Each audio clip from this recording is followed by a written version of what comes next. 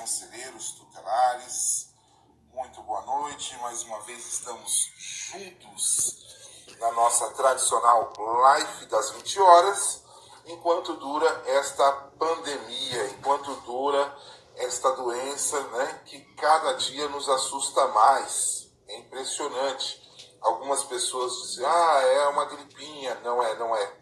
É sério e importante que todos fiquem em casa. Importante também que os conselheiros e conselheiras tutelares, as conselheiras e conselheiros tutelares, também possam atender de plantão sob aviso para resguardar. E quando voltar para casa, os conselheiros têm que tomar todos os contatos. Por isso que eles têm que atender de luva, máscara, álcool em gel, né? Para que não se torne isso também um risco.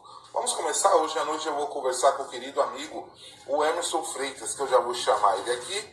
Nós vamos bater um papo nesta noite de sábado. Vamos lá. Estou chamando aqui. Emerson, querido Emerson Freitas, também consultor dos direitos de crianças e adolescentes. Atua bem forte aqui no noroeste do estado de São Paulo. E essa noite nós vamos conversar com o querido Emerson Freitas. Boa noite, querido. Boa noite, Marcelo Nascimento. Boa noite a todos os conselheiros tutelares do nosso Brasil. É uma alegria muito grande, Marcelo, estar aqui com você. Sou um grande admirador do seu trabalho, tá bom? Que Deus possa continuar te abençoando nessa luta, nessa jornada aí de ajudar. Nesse momento tão difícil, esse ato seu, você está estendendo as mãos para os nossos amigos conselheiros tutelares.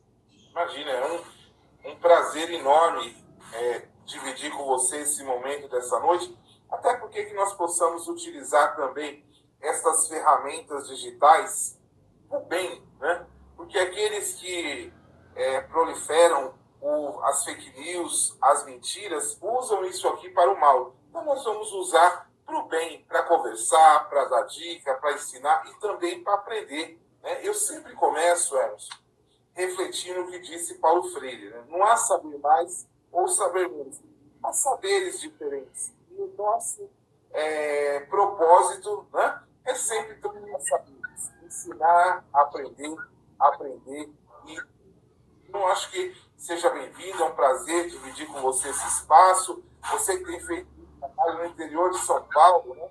Depois você vai falar um pouquinho dos simpósios tutelais, que é também uma troca de experiência entre os conselhos tutelares, que talvez de um tão distante, né, aqui da capital de São Paulo. É importante também que nós possamos organizar, e já conversamos sobre isso. Quero reforçar o papel, né, da Associação Paulistana de Conselheiros e Ex-Conselheiros Tutelares, ajudando a fortalecer este espaço, ajudando a fortalecer este grande momento de formação que você produz ali na região de Araraquara. Isso eu não estou errado.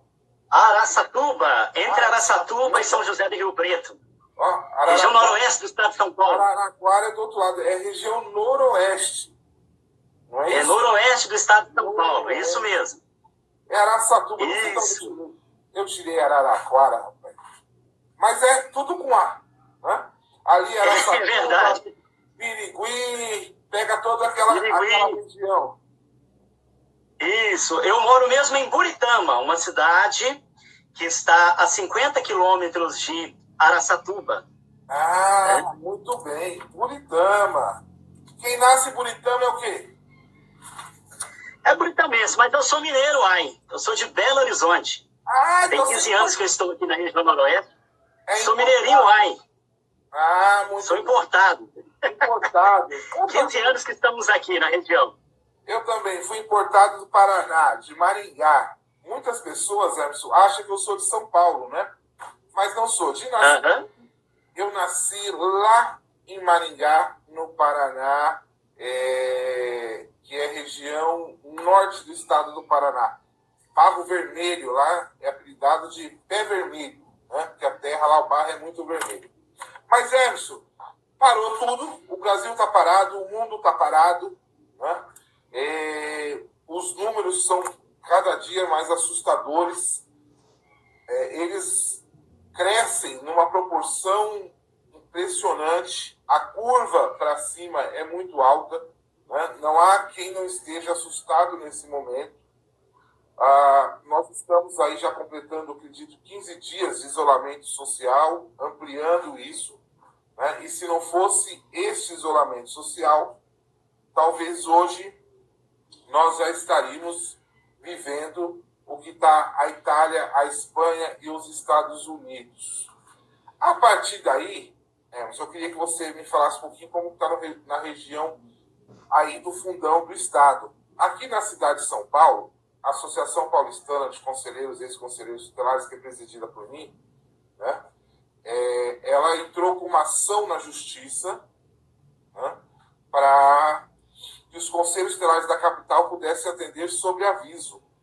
Ou seja, atender e trabalhar home office não é deixar de trabalhar, não é deixar de atender, não é nada disso. É simplesmente o quê?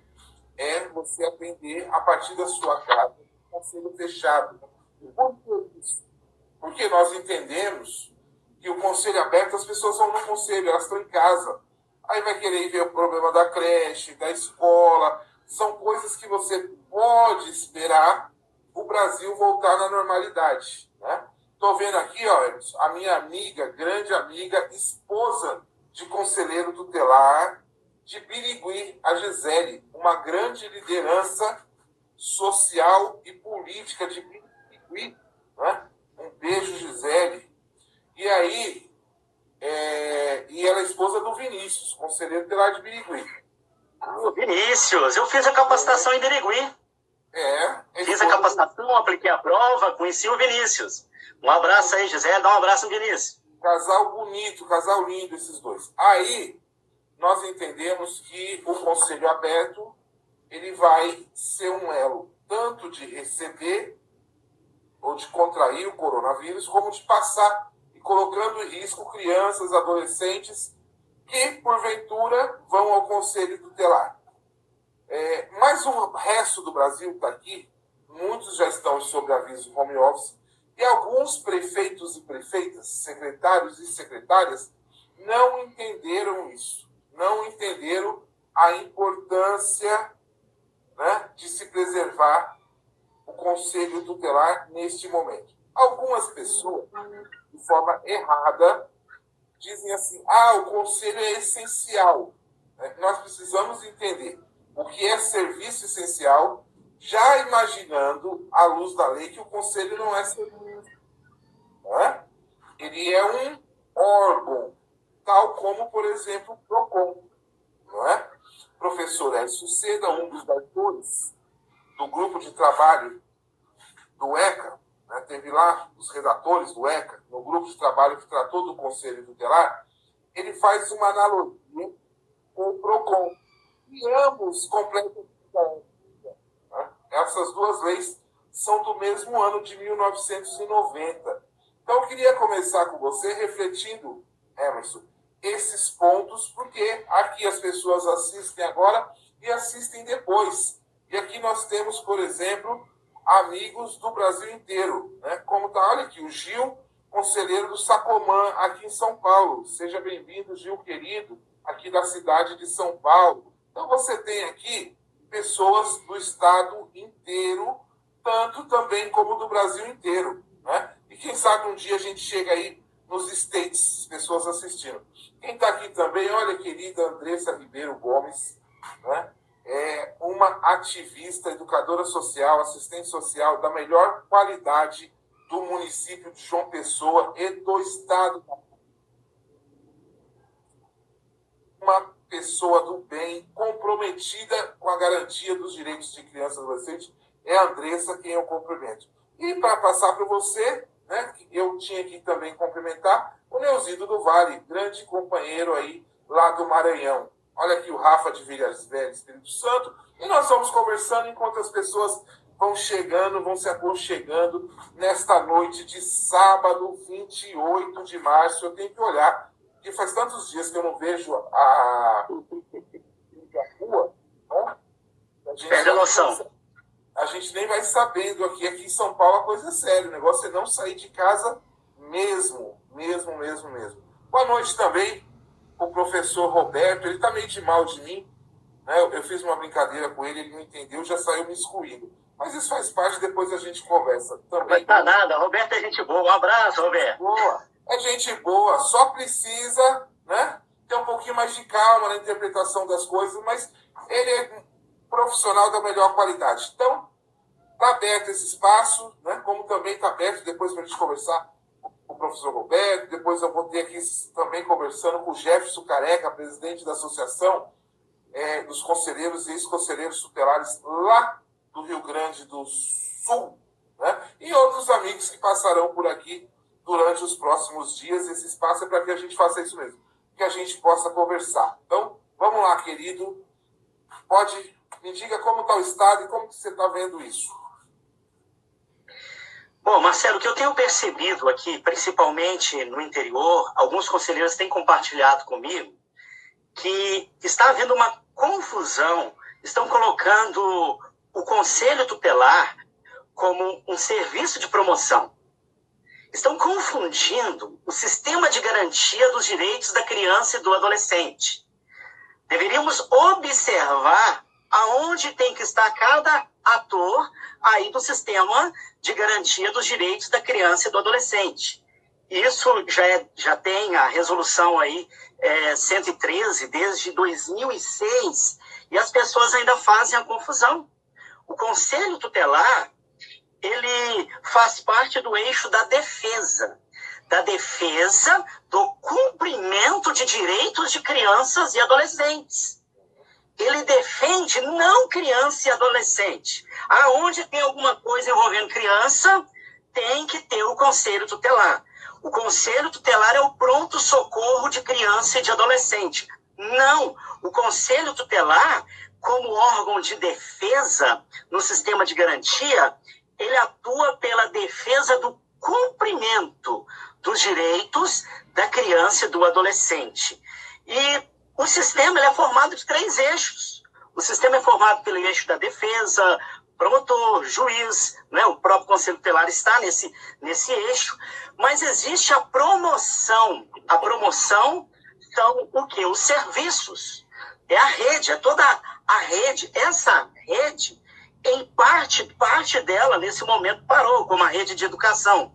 Mas mesmo assim, hoje mesmo, eu acabei de receber aqui por WhatsApp, eu achei até interessante, a escola do meu menino tem 10 anos, ele está na 6ª série, as professoras a escola criou um grupo de WhatsApp e estão enviando para o WhatsApp as matérias, os trabalhos. Eu achei até interessante. Porém, eu fiquei preocupado também, já é preocupante, por quê? Eu tenho uma estrutura, eu tenho um computador, eu tenho uma impressora, e quem tem só o celularzinho? Então, não sei se vai funcionar isso também. Então, as educadoras ali têm que repensar alguma coisa nesse sentido também. Mas voltando aqui à questão do Conselho Tutelar, eu tenho percebido que... já estava falando aí do sistema de garantia de direitos, né? O Conselho Tutelar está sendo confundido como o órgão de proteção, né? Ele defende os direitos da criança e adolescente. Ele não é o órgão de promoção. Quem faz a promoção dos direitos, né, é o Estado, não é isso? São todos os agentes ali da rede de atendimento da criança e do adolescente. Tem também o eixo do controle, que são os conselhos municipais, estaduais e federal. Não é assim? Então, o que eu vejo que não está sendo observado essa questão, Marcelo. E eu tenho passado, até mesmo aqui na minha cidade, alguns dias passei, o conselho estava aberto. O conselho estava aberto, né? E as pessoas estão vendo isso. O conselho não pode parar, o conselho não pode fechar. Porém, o conselho, apesar de eu não concordar com essa questão, como é feito o sobreaviso, né? Essa questão toda do sobreaviso, quando a palavra permanente foi colocada, a palavra permanente não é que ele tinha que rodar 24 horas. A palavra permanente é que ele não poderia ser o quê? Dissolvido. Uma vez criado, ele não pode acabar. Então, há toda a distorção. A mesma coisa da palavra autônomo, que está criando uma grande confusão agora. Conselheiros tendo essa expectativa agora de receber os R$ 200, agora 600, né, que já foi aprovado, falta agora o Senado e o presidente dá o chavecão, né? Aí, mas esse aqui é uma outra coisa que a gente pode falar depois. Mas vamos voltar aqui à questão do atendimento do conselheiro tutelar. Então, eu tenho percebido que, no momento, principalmente aqui no interior, as pessoas elas olham para o conselho tutelar como um lugar de refúgio, Marcelo. Como um lugar de refúgio. E todos, inclusive até são demandas que não são nem do conselho tutelar. Eu, quando eu estive conselheiro tutelar, eu fui procurado por idosos querendo ver alguma coisa do seu direito. O que eu fiz? Eu não falei, não é minha atribuição, isso não é comigo. Não, eu simplesmente falei, olha, eu vou encaminhar o senhor. Vi direitinho, entrei no site, vi o que ele precisava e já caminhei para assistência social. Né? A gente também tem que ter esse tato, né, que nós lidamos com pessoas. Né? É aquela questão que se fala, não é minha atribuição, né? É complicado. Então, nesse momento, onde um grande leque de estabelecimentos estão fechados, um grande leque da rede está fechada, onde eles vão procurar refúgio? Onde eles vão procurar um socorro? No conselho tutelar. E isso é muito preocupante, Marcelo, ao meu ver. Por quê? Primeiro, envolve a saúde do conselheiro tutelar. Né? A gente não sabe, tem gente que não está levando muito a sério. Tem gente que acha que agora está liberado, pode tudo, está liberado. Né? O que eu digo é o seguinte, se você precisa trabalhar, se você tem a necessidade de trabalhar e precisa trabalhar, né, você vá trabalhar. Agora, se você pode ficar em casa, fique em casa. Não é para dar rolezinho, não é para passear. Igual aqui em Buritama, nós somos uma cidade turística. Nós estamos aqui, Marcelo, onde o rio Tietê, ele é uma praia, né? Temos a prainha aqui do Rio Tietê. Olha que coisa maravilhosa. O Rio Tietê aqui é limpo. Então, nós recebemos muitas pessoas de fora. Temos aqui os famosos ranchos, que são casas de veraneio, que as pessoas, vem gente de fora, de toda a região. Então, isso é muito preocupante. A demanda para o conselho tutelar, eu acredito, não só aqui, como aqui é banhado por muitas águas, né? Temos várias cidades banhadas por rios. O que acontece? Tem os famosos ranchos e vem gente de todo lugar. Inclusive, está até proibido alugar. Né? O condomínio, o meu sogro tem um rancho aqui em Buritama, está proibido alugar o rancho, principalmente por causa disso. Então, toda essa demanda acaba estourando aonde? No conselho tutelar, porque isso tudo está fechado. Né? Tudo está fechado, então eles vão procurar refúgio onde? Onde tem uma porta aberta, vão procurar socorro. E o que acontece? Nós sabemos que a aglomeração agora, nesse momento, infelizmente, né, é um momento crítico por causa desse coronavírus. Né? E o trabalho do conselho tutelar, né, o que acontece é que o conselho é esquecido em tudo. Eu digo, o Marcelo Nascimento, que o conselho é esquecido no próprio processo de escolha para o conselho tutelar, ele é esquecido. Você viu na grande mídia aí, eleição, falando alguma coisa sobre o processo de escolha?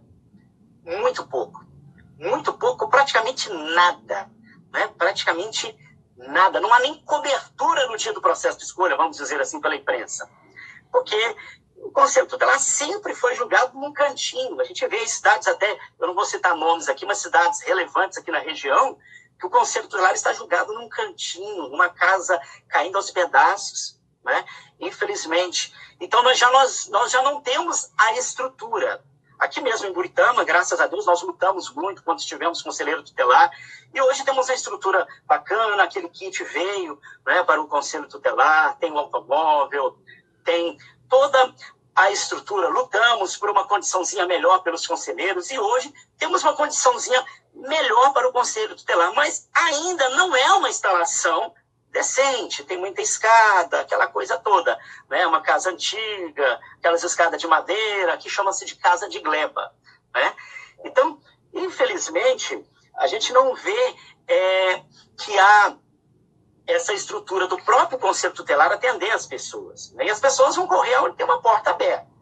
Então, ao meu ver, o conselho não é lembrado em nada, inclusive num decreto do prefeito. Fizeram o decreto aí, mas esqueceram do Conselho Tutelar. Aí, Eu, por exemplo, não... Também esqueceu do Conselho Tutelar. Né? Não se falou nada do Conselho Tutelar. Né? Então, a gente, infelizmente, fica de mãos atadas. Né? E a gente fala, aconselha, procura os seus direitos, né? Faz um ofício, vai lá no prefeito, conversa com o jurídico da prefeitura, alguma coisa tem que se fazer. Se não foi feito no decreto que saiu, pode-se fazer um outro decreto agora específico com relação ao Conselho Tutelar. Não é verdade? E o que eu digo é o seguinte, igual você falou, o trabalho de sobreaviso, né? O home office, né? Não é isso? Ele é interessante, que é o seguinte, o conselheiro, só que assim, o conselheiro tem que funcionar bem redondinho, não adianta o conselheiro achar também que está de férias, cruzar os braços, não, agora eu estou de folga, o celular de plantão tem que funcionar, e o ideal é não ter apenas um celular, de repente, não digo todo mundo fornecer um celular, mas ter mais de um celular, para o trabalho funcionar redondinho. Precisam estar alinhados em um grupo de WhatsApp para as deliberações colegiadas. Né? As orientações que eu tenho dado é isso. Se você está trabalhando de sobreaviso, faça isso. Inclusive, faça até o print das deliberações, né? Das deliberações do colegiado. Depois vocês podem arquivar isso, pode imprimir. Né? Serve, no momento atual, isso serve, inclusive, como documento, Marcelo. Sim. Né? Como deliberação do colegiado. Então tá aí a dica. Precisamos fazer as reuniões. Qualquer situação, não deixa a bomba estourar na sua mão. Leva para o colegiado. Gente, vamos resolver isso em colegiado. Entra no grupo de colegiado. Dê o seu sim, dê o seu não. O que nós vamos fazer? Discute. E depois vocês tirem o print, né? É fácil tirar o print ali no celular. E depois vocês podem imprimir. Isso é um documento. Principalmente agora, nesse momento, isso serve como um documento, né?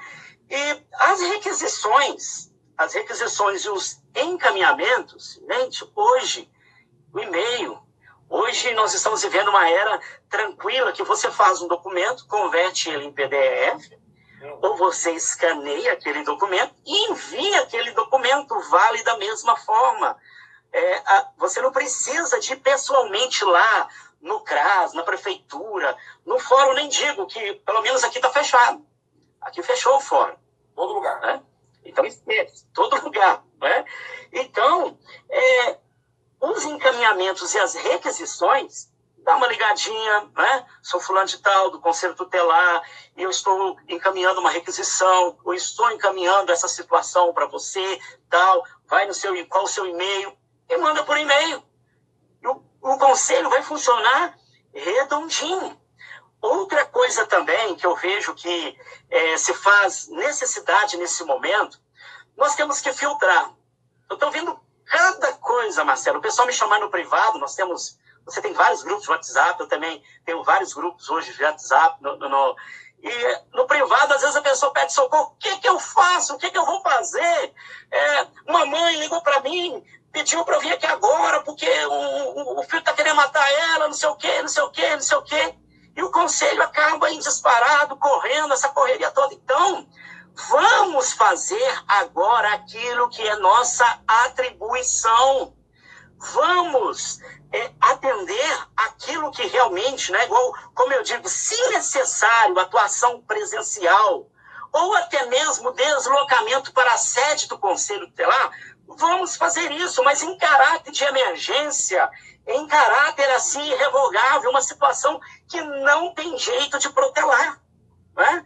Porque a gente sabe que principalmente no sobreaviso, já aconteceu comigo, uma pessoa ligar e falar, eu queria isso e ver isso, não sei o quê. Eu falei, olha, você vai fazer um favor para mim, segunda-feira, a senhora comparece no Conselho Tutelar que nós vamos conversar sobre isso, porque esse telefone, ele é de emergência e urgência. O plantão, na verdade, o plantão não, o sobreaviso do Conselho Tutelar é para isso. Então, essa situação, a senhora pode ir lá no Conselho que nós vamos resolver. Né? Nós vamos ajudar, nós vamos dar o devido encaminhamento e a orientação. Porque não adianta também, né, o Conselho Tutelar sair correndo todo lado. E algumas orientações também é fácil. Você pode disponibilizar ali por telefone, de uma maneira educada, de uma maneira nobre, respeitando as pessoas, de uma maneira refinada. Olha, eu gostaria muito de te ajudar, o senhor Marcelo, mas infelizmente agora, com essa situação, nós não estamos tendo essa possibilidade, mas eu vou tentar te ajudar de outra forma. Vamos lá, me conta aí, eu vou tentar te aconselhar aqui o que o senhor deve fazer. É o momento de termos sensibilidade também, Marcelo. As pessoas estão desesperadas, as pessoas estão desesperadas, as pessoas estão com pânico, as pessoas estão com medo de morrer. É momento de levarmos também uma palavra de esperança, né? É momento, eu não sei, cada um tem a sua fé, né? O Brasil é um país, a sua maioria, cristão, eu pelo menos sou evangélico, não sei se todo mundo sabe também, eu sou pastor batista. E é momento de levarmos esperança para as pessoas, não importa a religião de cada uma, mas mostrar que nós precisamos de acreditar, colocar a nossa fé, não é? E é o momento que a pessoa vai ligar, está desesperada ali, uma palavra ali, de repente vai resolver a situação da pessoa. Não é assim, Marcelo? Exatamente. Até porque as pessoas, o que você falou, as pessoas estão desesperadas nesse momento e não sabem para onde, o que vai acontecer, qual que vai ser o amanhã, né? Por isso que, como você colocou, de uma forma bem didática, né? É um momento de entendimento que o Conselho Tutelar não vai ser fechado, que não vai deixar de atender, né? Que não vai deixar de atender, e que também, só que eles precisam filtrar e precisam se proteger e proteger crianças e adolescentes. Olha o que eu vi, Emerson. Você falou da equipagem, olha ele aqui, ó. Esse aqui eu guardo com carinho, olha só aqui, ó. Ah, que bonito. Ó, esse aqui foi o primeiro. Eu já dividi um desse. Esse aqui foi o primeiro, quando nós começamos, isso aqui foi um mimo que a Fiat mandou para nós na primeira licitação. Uma réplica igualzinha dos primeiros. Né? Aqui, ó. Nós recebemos desse aí. O primeiro, esse aqui. Buritama recebeu um desse. Buritama foi desse. Depois teve a segunda, que é as Spin, e depois o Aircross. Né? Eu falo com muita alegria no coração, porque este programa no governo federal, ele foi concebido, foi criado por mim, foi gestado até 2016, né? E aí, às vezes, as pessoas falam, mas Marcelo, você fala sempre, eu falo, por que eu falo sempre? Porque é uma alegria que eu tenho que, mesmo com dificuldade, mesmo com esse governo que já disse que não gosta de direitos humanos, né? Isso está claro para todo mundo, independente se você é A, B, C, se é de direita ou de esquerda, são fatos, né? Então, que não gosta de direitos humanos, não colocou dinheiro para o fortalecimento dos conselhos. Só tem agora, então, como que é? As pessoas me falam todo dia, Marcelo, ajuda? Ajudo. Vamos lá, então. Primeiro, o município já fez o registro.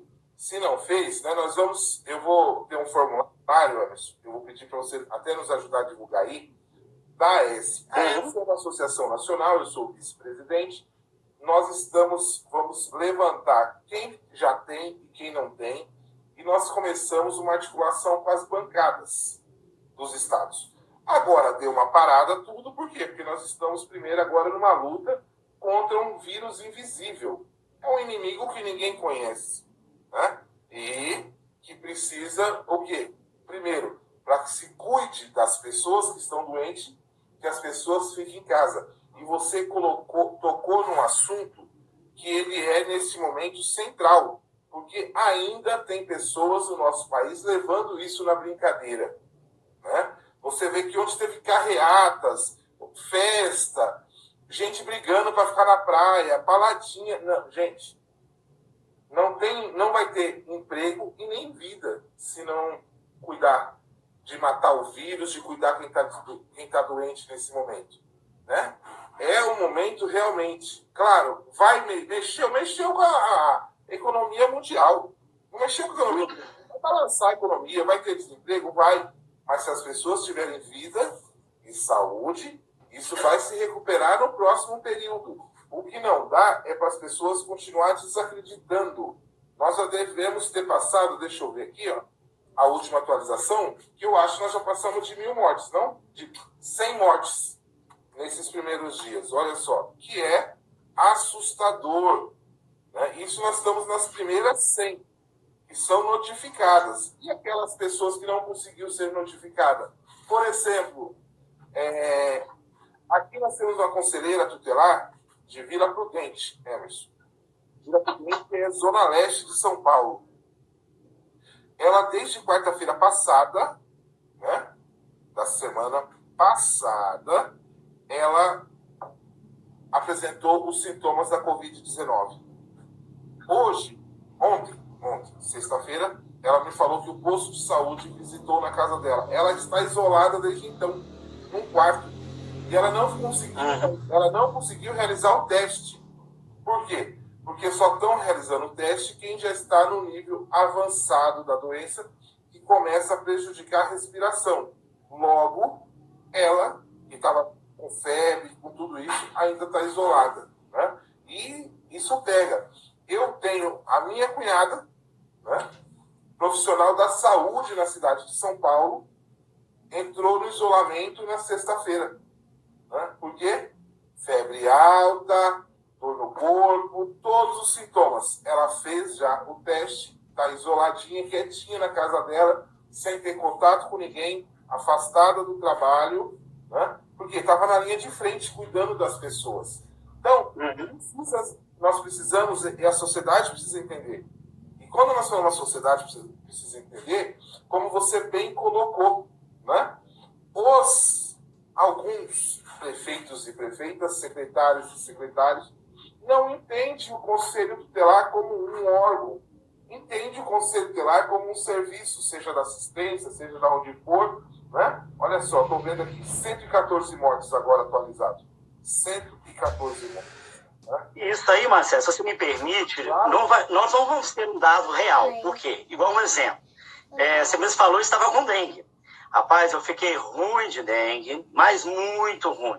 Eu e minha esposa tivemos dengue juntinhos. Olha aqui, olha que romântico. É o amor. E eu vou te falar a verdade. Olha o nome, né? Tivemos dengue juntinhos. Dengue, ela começou também a reclamar. Eu falei, amor, mas eu fico doente, você fica doente. Depois foi ver, ela estava com dengue também. Só que o seguinte, não foi notificado nem o meu caso, nem o dela. Aqui na cidade também nós estamos com uma epidemia da dengue. Né? Acredito que não só aqui, como em vários outros lugares do Brasil, estamos tendo uma grande epidemia de dengue que também tem que ser observada. Nós não podemos simplesmente olhar para uma pandemia e esquecer da epidemia que está, né, em cada município aí. Aqui temos problema com dengue, temos problemas com escorpião, Marcelo. Problema muito grande com escorpião. Né? Então, temos que ter todos esses cuidados. E a questão é o seguinte, quando eu questionei, não vai notificar, não tem nem como fazer exame, não sei o quê, e o seu também é particular, é do convênio, não sei como é que vai funcionar e tal. Aí eu falei, deixa esse trem para lá também, né? Eu não vou brigar porque eu estava mal, eu falei, eu quero ir embora. Eu estava morrendo, eu falei, não, eu quero ir embora então, eu estou com dengue mesmo, então tá bom, né? Então é complicado, você está numa situação de fragilidade, né?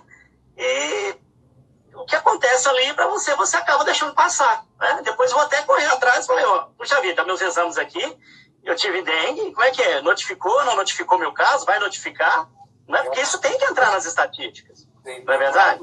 E, infelizmente, o que acontece você pode, às vezes, até dobrar os casos, porque muitas pessoas acabam ficando em casa, com medo de ir no hospital, com medo de procurar um posto, com medo de ligar, de procurar. Hoje tem vários canais, né?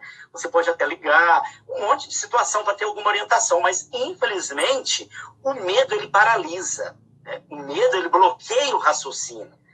E a pessoa, ela prefere morrer no medo e na dúvida do que ter uma certeza de um diagnóstico positivo, né, e uma possibilidade de cura, né, e também é aquela situação, né, eu acho que nem lá e nem cá, as pessoas não têm que ficar apavoradas, né, não tem que, o vírus mata, sim, Mas tem pessoas que vão ter, tem pessoas que não têm nenhum sintoma? Sim, sim. É perigoso?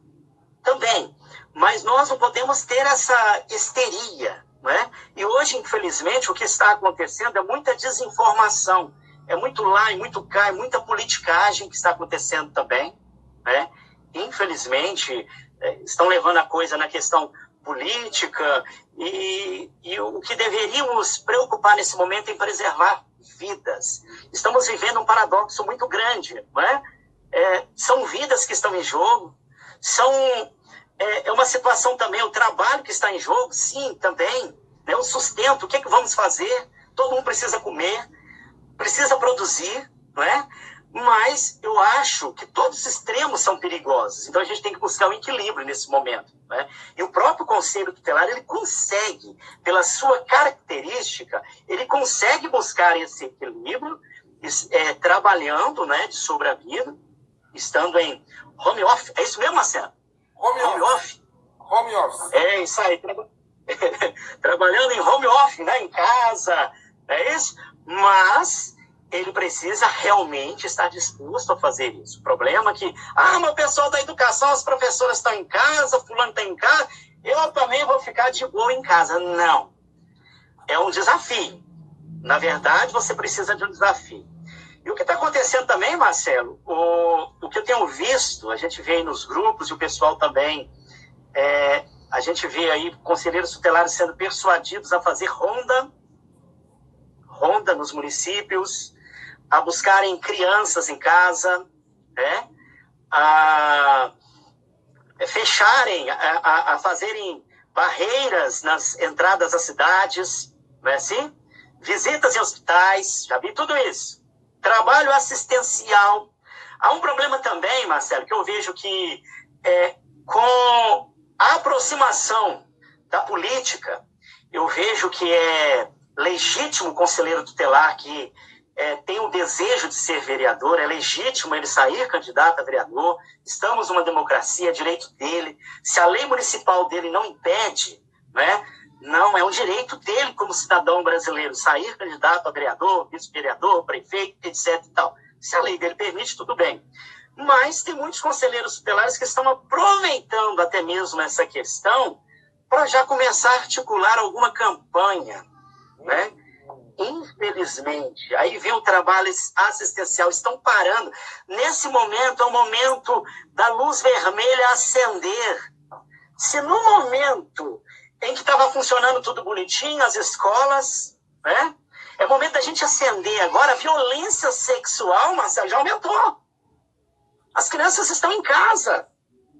E o que eu vejo aqui, na minha cidade, tem um bairro de periferia, né? É uma cidade pequena, mas tem um bairro de periferia. A gente vê, às vezes, uma casa de 3 cômodos apenas, e você vê ali 10, 11, 12 pessoas morando naquela casa. Na noite, eles esparramam tudo ali dentro. Então, como que você vai falar para essas pessoas ficarem dentro de casa? Elas ficam em casa, mas ficam no passeio, no quintal. É aquela luta. Então, é um desafio, realmente. Então, as violações, não se enganem, que agora está tudo bem, porque se no seu município a sede do Conselho Tutelar está fechada, não se engane. As violações vão acontecer e, quem sabe, com maior intensidade. Agora nós temos que ouvir o grito dos inocentes. Nós temos que ouvir o grito silencioso. Eu tenho uma palestra chamada Grito dos Inocentes, que fala sobre violência sexual, eu falo isso. O grito dos inocentes, Marcelo, é um grito silencioso.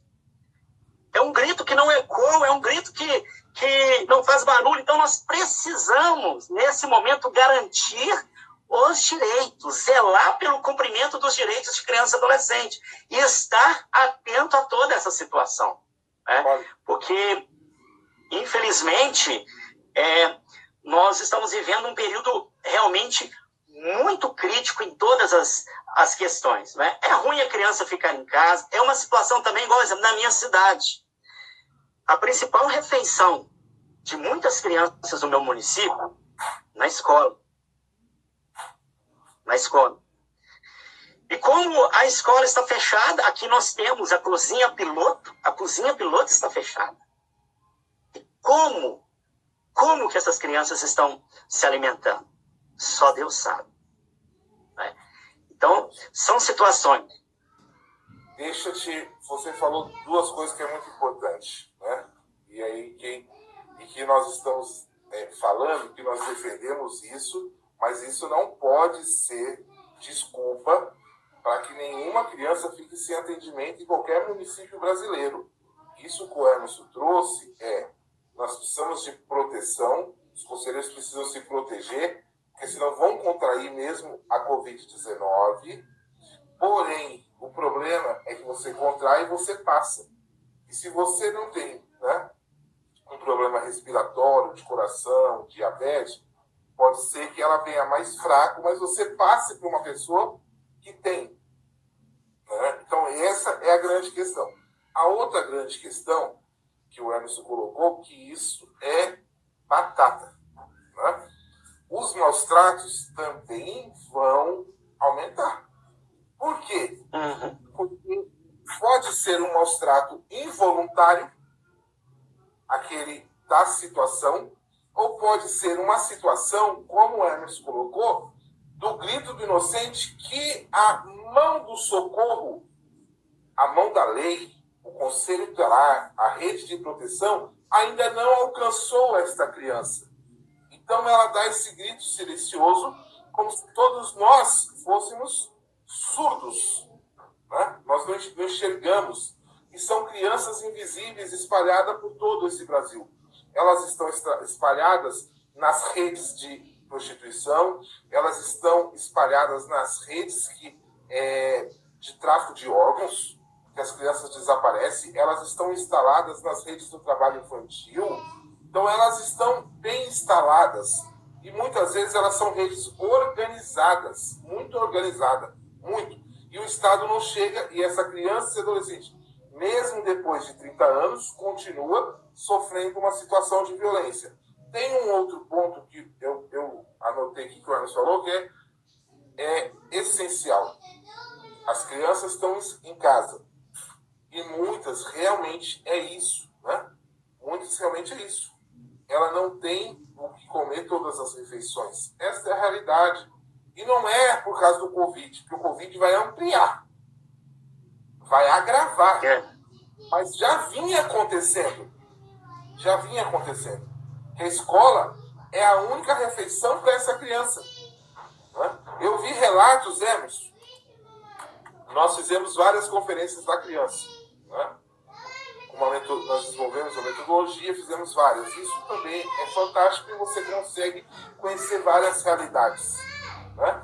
E quando você, na conferência, você ia ouvir crianças e adolescentes, são coisas assustadoras para o nosso dia a dia. E talvez a gente não imaginar e falar, não, isso ainda não acontece mais. Né? Por exemplo, qual o seu sonho? Ter um Havaianas. Olha, né? Ter um chinelo Havaianas. Então, assim, são situações que elas acontecem com nossas crianças. Sem esquecer que nós estamos há 30 anos de estatuto, comemorando 30 anos do Estatuto da Criança e do Adolescente. E aí, você tocou um ponto hoje, eu, você, Roberto, Jefferson, o Luciano, o Lauro, o querido Lauro, Reinaldo, né? Nós temos hoje nós temos grandes formadores nesse Brasil. Eu acho que os conselheiros estão bem, né? Claro que também tem algumas coisas que acontecem no meio do caminho aí, mas cada um faça a sua análise, não é esse o nosso papel. Porém, contudo, né, é importante, e a gente tem também um alinhamento de ideias, né, que cada um usa uma metodologia, mas a gente tem um alinhamento de ideias. E sempre nós postamos trechinhos, né? Eu vi que você pôs ontem com muita propriedade, dizendo, olha, conselho não é serviço, não confunde com a rede de promoção. Promoção, defesa. Né? Que parece que é uma mensagem curta, que é boba, mas que faz a diferença no entendimento das pessoas. Muda muito a vida das pessoas. Numa dica dessa, quando você escreve, quando eu escrevo, quando o Luciano escreve, quando o Leonardo escreve. Por quê? Agora, tem uma outra preocupação que eu já vou dizer, queria que você comentasse. porque nós fomos conselheiros tutelares, né? Então nós amassamos o barro já. Nós passamos por esse tipo. Então, quando nós falamos, nosso lugar de fala é o conselho tutelar, né? Eu tive 3 grandes experiências na vida. Eu fui conselheiro tutelar, depois eu fui conselheiro dos direitos em São Paulo e fui gestor nacional da política de fortalecimento no governo federal. Então, eu tive dos 3 lados do balcão, né? Eu tive no balcão do conselho, no balcão do conselho pela sociedade civil e eu fui governo federal, né? E esse, então, é o nosso lugar de fala. Aí, hoje, eu coloquei uma coisa que eu tinha colocado há 2 anos atrás, né? Que é uma frase dizendo, olha, o conselho tutelar não substitui o papel de pai e mãe responsável definido em lei. Tem um grupo aqui, um cidadão discutindo comigo que eu estou errado, porque o conselho tutelar é o Estado, e quando o Estado falha, quando a família falha, o Estado tem que agir. Se o conselho tutelar é o Estado, o conselho tem que ir lá e substituir o papel de pai e mãe. Então, olha só, e a gente falando, Ana, porque se for por essa lógica, porque se for por esta lógica, quando faltar médico, na hora de uma cirurgia de uma criança, lá no hospital, chama o conselho, coloca a roupa nele, entrega para ele o bisturi e fala, corta. Né? É o Severino quebra-galho. É o Severino, se transforma em tudo. O conselho tutelar, o colegiado, ele toma forma de tudo. Né? E aí o que eu queria que você comentasse é o seguinte, porque isso é muito sério, né? Olha só o que acontece. As pessoas acham que o conselho vai dar conta de tudo, que o conselho é tudo, que o conselho tem que substituir tudo. E quando nós estamos dizendo, olha, e você começou, né, a tua fala dizendo, vamos observar os três eixos do sistema de garantias de direitos. Agora, eu não sei se o problema também, talvez, esteja em quem nos contrata, né, para falar para conselheiro, tem que colocar todo mundo junto, né? Tem que colocar a educação junto, a assistência junto, a saúde junto, esporte, cultura e lazer junto, todo mundo numa sala, porque eu estou achando que a formação ela só vai ser efetiva agora se trazer todos os atores da rede. Por quê? Porque nós estamos falando para conselheiro. E aí também tem uma coisa que eu falo aqui, falo nas minhas formações, falo em todo lugar.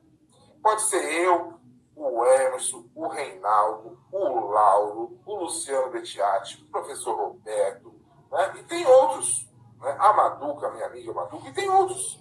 Né? Tem aqueles também que não entendem nada, mas estão por aí. Também tem, falando besteira. Né? Outro dia eu discuti com numa postagem minha. Não, Marcelo, mas a requisição do conselho não tem que negociar. Eu falei, não, o conselho não tem que negociar. Ele não é uma instância de negociação. Ele pode negociar outras coisas.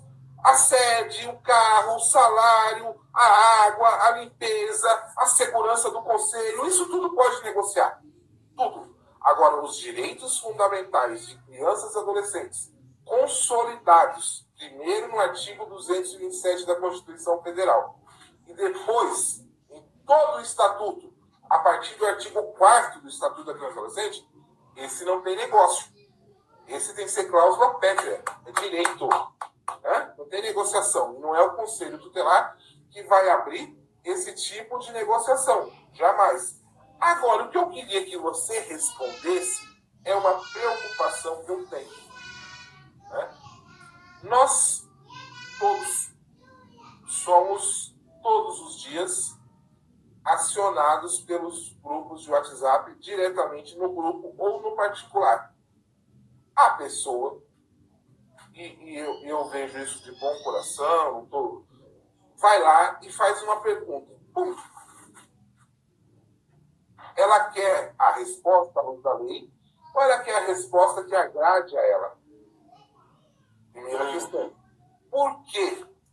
Porque eu tenho certeza que você também, mas nós temos ensinado para todos os conselheiros que tem, para a boa aplicação da medida de proteção, os conselheiros tutelares têm que observar um artigo que está passando batido, que é o artigo 100.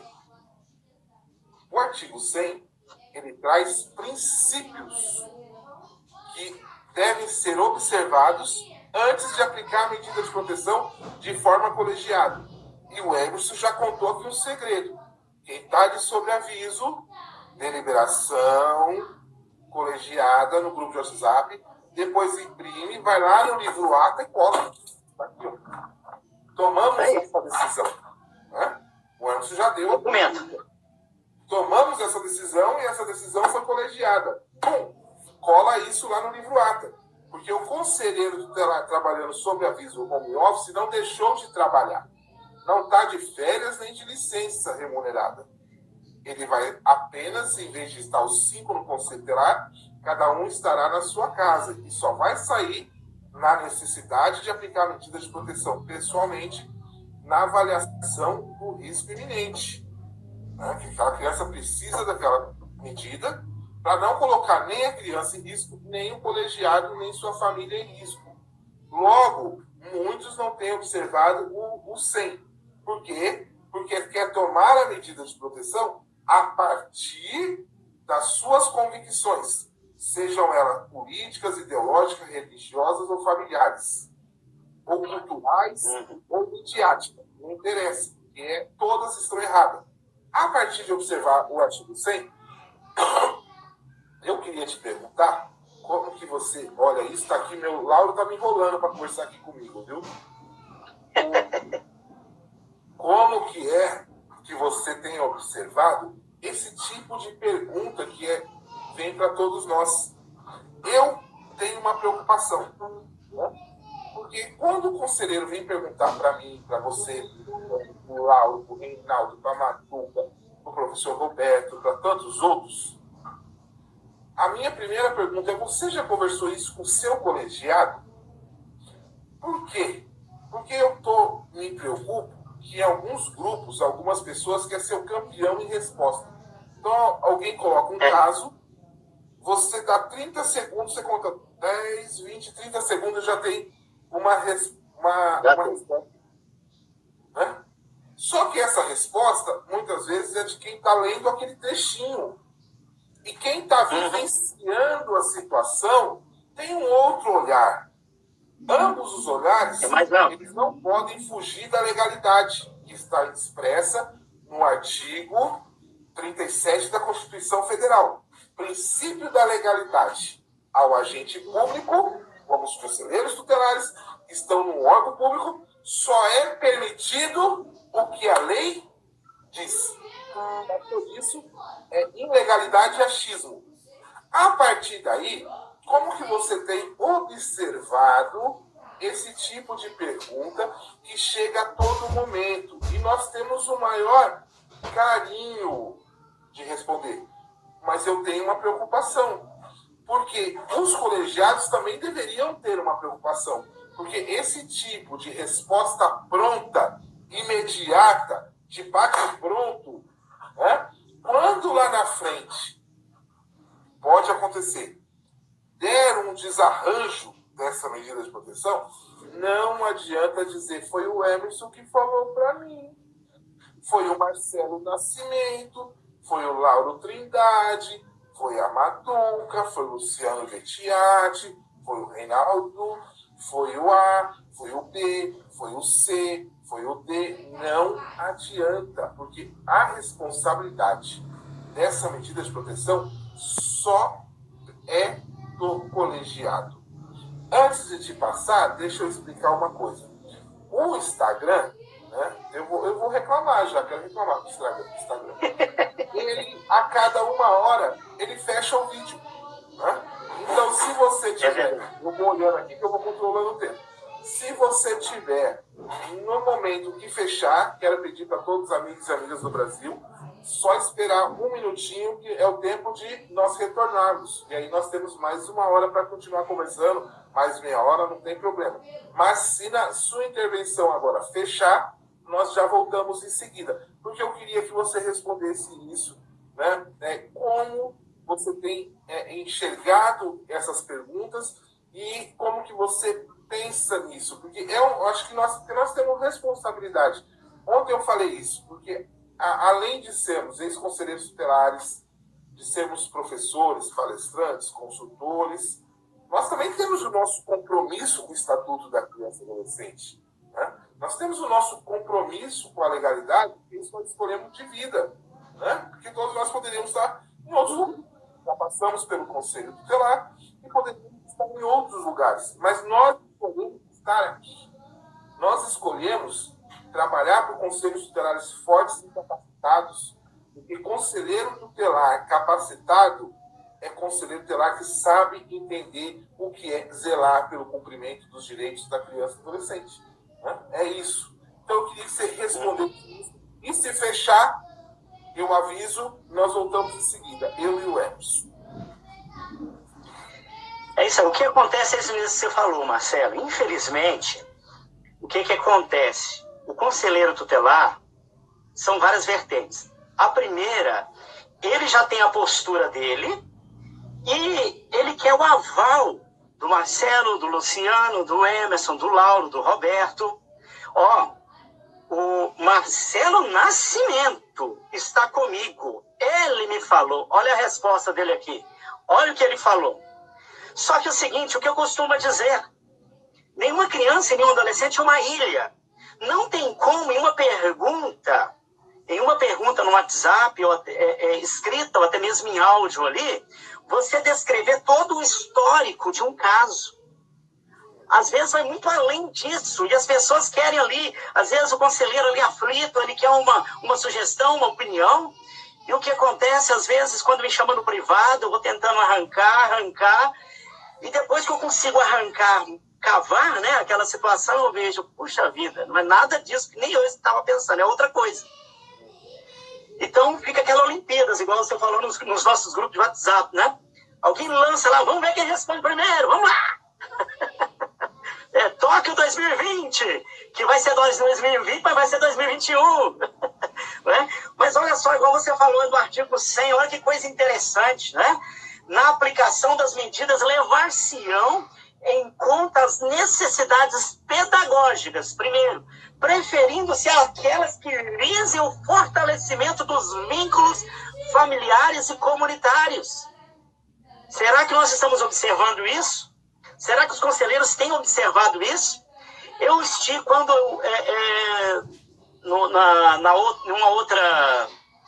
em outro mandato, numa cidade aqui próxima, eu fui contratado pelo município para dar consultoria em toda a área de criança e adolescente do município, aqui próximo, chamado Planalto. Então, assim, eu estava com os conselheiros tutelares 24 horas. O que eles precisavam, eu estava ali. E aqui também eu tenho a parceria com alguns municípios, ainda até faço isso de uma maneira gratuita. E às vezes o conselheiro ligava desesperado, está acontecendo isso, eu estou aqui, estou com o promotor, estou com o delegado, não sei o que. Eu falei, calma, respira, vai devagar, o que está acontecendo? Aí, às vezes terminava, o que eu faço? Às vezes eu falava, olha, decide com o seu colegiado, eu não sei. Mas não é você que tem que nos... Eu falei, olha, você tem que pegar todo o histórico, que se você me passou aqui, não tem...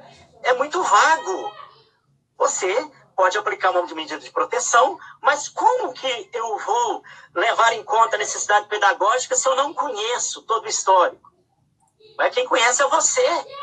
Então, dentro disso aqui, você que vai ver o que é melhor para essa situação. E outra coisa também perigosa, Marcelo, os conselheiros tutelares, tá lá, 101. Eu já apliquei uma medida de proteção, mas quem disse que tem que aplicar uma medida de proteção? O 101 fala verificada qualquer das hipóteses previstas no 98. A autoridade competente, o conselheiro tutelar poderá determinar dentro de outras seguintes medidas. E não é para ele prestar o serviço. O que é determinar? É eu falar para alguém fazer. É eu requisitar. 23, 22, vai cortar. Então, eu quero pedir, já voltamos, Emerson. Antes eu quero pedir, tem quem está conosco, conselheiro tutelar de José Bonifácio, o pastor Daniel. Emerson, uma figuraça. Opa, pastor Daniel, amigo meu. Pensa uma pessoa, olha que pessoa do bem, e você fala com ele, você passa horas só